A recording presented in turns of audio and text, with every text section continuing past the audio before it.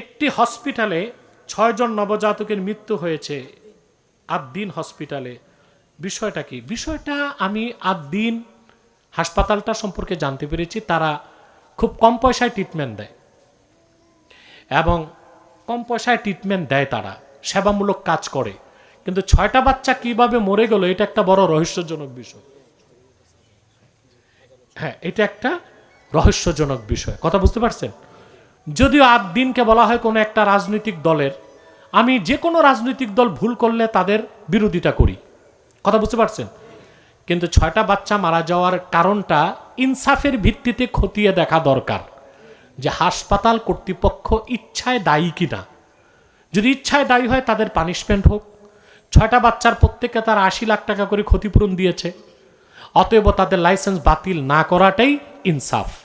Punishment হোক কিন্তু licence বাতিল না হোক, এটা ইনসাফ।